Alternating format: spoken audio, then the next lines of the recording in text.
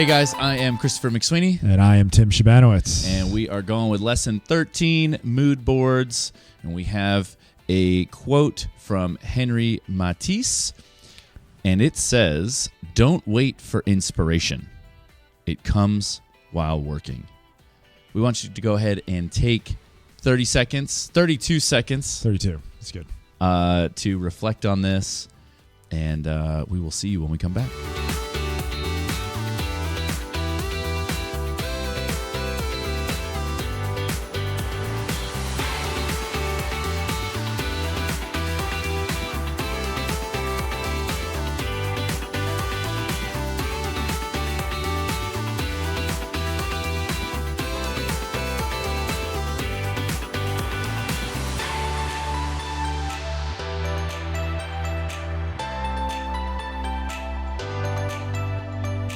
All right, so let's talk about mood boards. Probably one of the more important aspects of this process, because we are going to start pitching to our client. Yes. And we are going to give them samples, showcase things, right? Yeah. So what goes on a mood board? Yeah, so a mood board is really, basically everything goes on the mood board. All your ideas, but just in a small format. You're really looking to see how things interact with each other. Gotcha. Do certain colors, work with certain textures, with certain light, with certain other things. So you're just kind of putting them all together at once, and then that kind of gives an impression. And you will show that and present that multiple ones, to a client and get their reaction. Or Gotcha. Do they like it? Do they not like it? Et cetera, et cetera. So you're not putting a whole curtain on a mood board. No, yeah. This is basically a sketching way before you actually do the real thing, because you don't want to buy 30 yards of fabric if the client hates it, because that's a waste of money. Yeah. You can get most stores, when you go get paint or fabric, they'll give you little swatches. Hopefully on your field trips you might have grabbed a few, maybe, and you could utilize those. Yeah, so we're just going to be showcasing hey, here's all the stuff, how it goes together. Yep. And this is because so far maybe they've seen some sketches, very rudimentary, or maybe even some 3D modeling at this point. But you kind of want to show them all the experience of the textures and materials and stuff. Yeah, if a client wants cool colors, don't show warm colors. Yeah.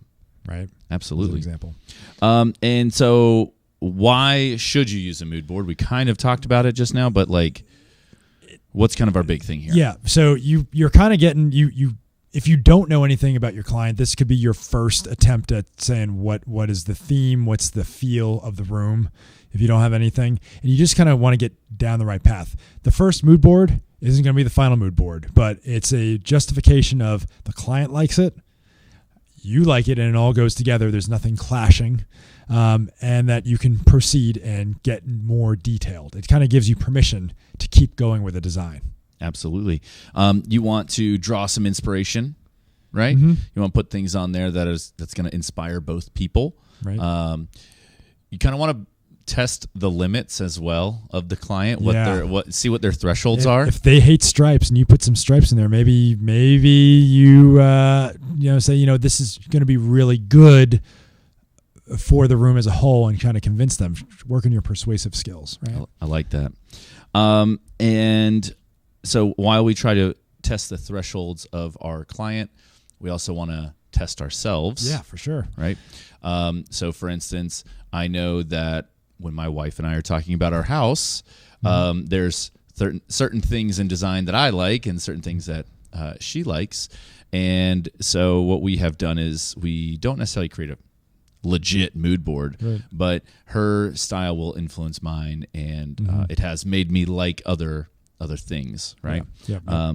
So also it's a great way to kind of curate and gather everything that we have to see where we're at. The best thing about a mood board, though, is that you can't fail at it. You're just going to put it out there, and if they don't like it, you just switch it up. There's really not a lot of time that should be wasted on it, so then you can keep going and work forward. Absolutely. And also have fun with this. If it is your first mood board, then it should be a really cool experience, because you're going to actually make some stuff. Yeah. Also, don't be afraid to put some stuff on the mood board that might be like organic, right? Like, you know, if you want, or I don't know, if you like the color of a Lego and like you can't find that in a swatch, put a Lego on the thing. Yes, yeah. You could put plants on there like that have different feel than just like the painted color. Like, I'm trying to draw inspiration from here. Do you like this? Yeah. And if they say yes, then you can keep going and dive deeper. Good. So as we go through this book, the next page and the page after, we want to do a first attempt. Yeah. With our space that we're currently working with. Yeah. So in the real world, mood boards usually are mounted on the plywood. So your first one, though, just to kind of work your way up there, is going to be on paper. But we want you to take those color swatches you got from the hardware store, take some pictures out of magazines and paste them on there. Get some fabric swatches, put it on here. Put some inspirational words.